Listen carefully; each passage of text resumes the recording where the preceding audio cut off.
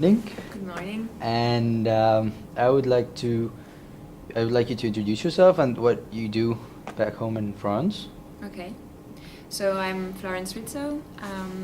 I have studied political science and social entrepreneurship, and I worked with Ashoka, which is a global organization that is supporting innovative social entrepreneurs. During like 5 or 6 years. And so I was really dedicating myself to social innovation. And I realized that when you think about social change, what is really key and what is at the root of social change is obviously education. So I decided to concentrate myself on how we can change education in order to be able to change society tomorrow.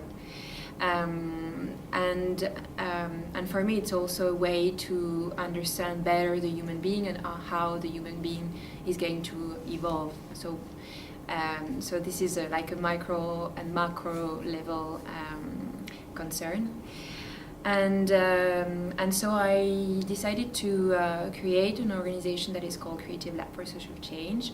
And the idea is to develop social innovation in the field of education together with other actors, because one key thing now is that the knowledge and the people are really segmented, fragmented.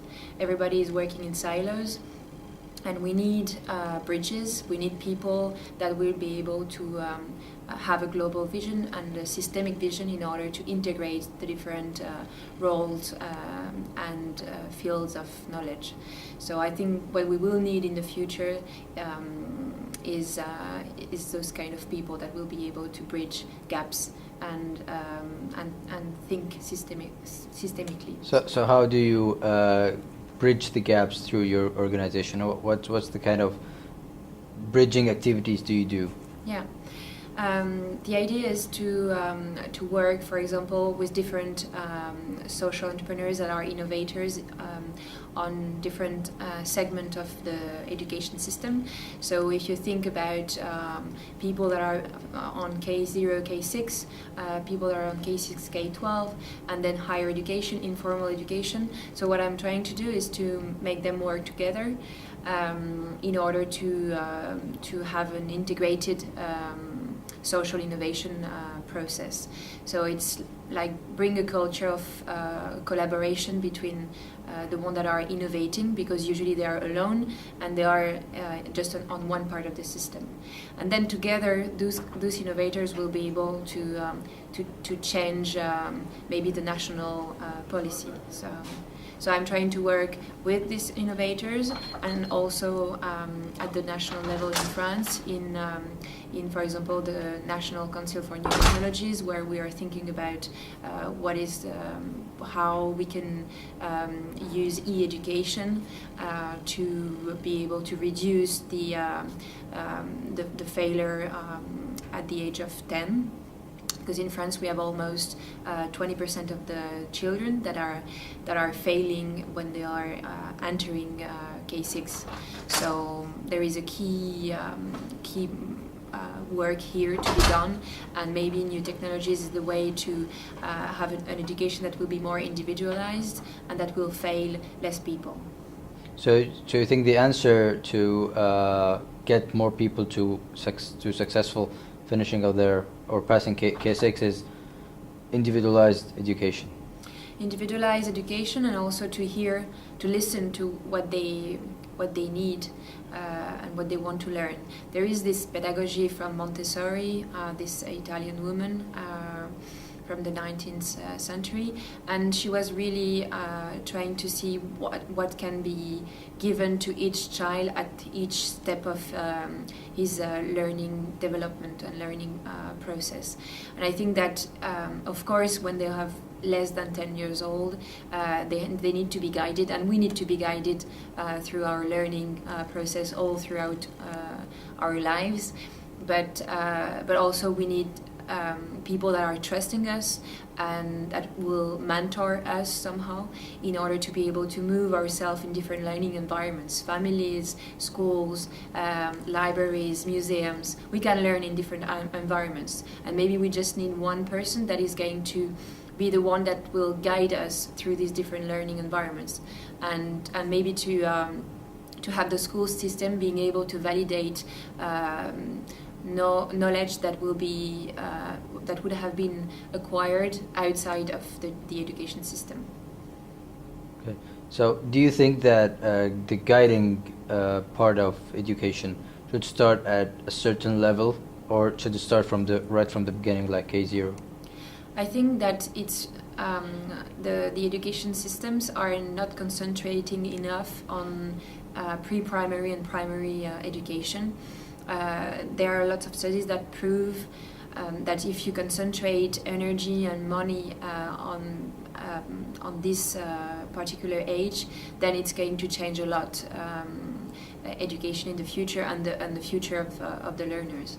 So I think there is a need to invest more on the early age, early childhood education, because that's where all the brain is developing a lot, being able to learn and structure itself, and so I think this is key.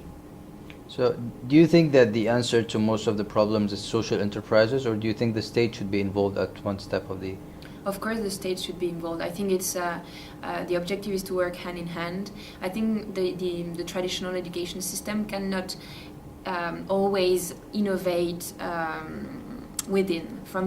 from inside, and so the role of those social entrepreneurs is to innovate outside the system, to be a kind of research and development department, a citizen research and development department, and for them to be able then to do the lobbying and to work with the governments in order to reach a national change, a change of the national policy. So I think it's we need everybody. That's a key aspect. We need everybody. Companies, we need social entrepreneurs, we need the public sector, we need the learner to be empowered. So we need everybody to have to be able to move forward. So, do you think there are like secret tools that any entrepreneur needs to start being innovative and start his own enterprises? And do you think that these tools are missing in our educational system, the current education system?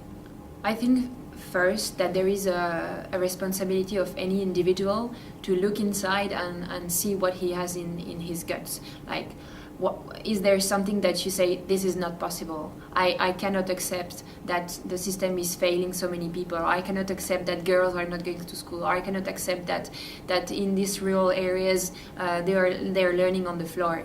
I mean, at some point there is one person or a group of person that is going to say, well, this is not possible, I want to change something. And so then this person will raise itself from the group and try to think about a solution.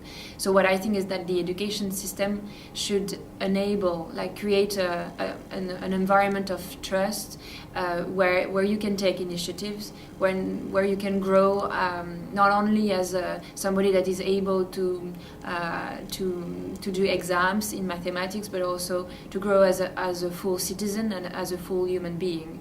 And part of being a human being is being aware of your environment, of the others, and how you're going to interact with them, and how collectively we're going to move forward. So, being one of the Wise Learners advisors, do you think that having Wise Learners voice in the Wise Summit is part of empowering people or providing this kind of environment that helps people come up with new ideas? I think Learners' Voice is a great initiative because we need a group of young leaders that will be able to then be ambassadors of change in their own countries and communities.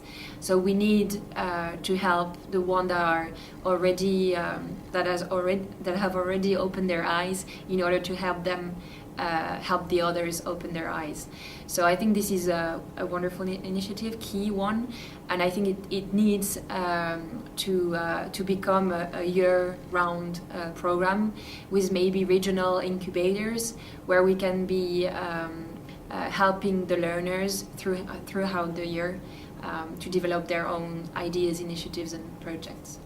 Okay, so now I need you to give two messages. One to the WISE learners. What would you like to address them through this interview, and also to the WISE organizers, WISE Summit organizers, Qatar Foundation.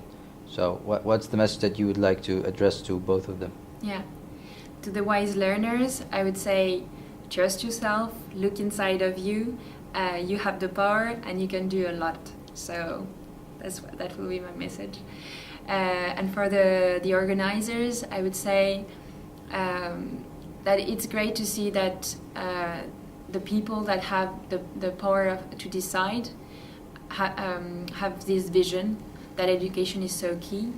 And so I really encourage them to pursue that with this vision and to enrich this vision with the point, more and more with the point of view of the learners and the young people, because they are the future, and so I'm sure that they will have ideas to build the future. Thank you very much. I hope you enjoyed the interview. Yeah, I did.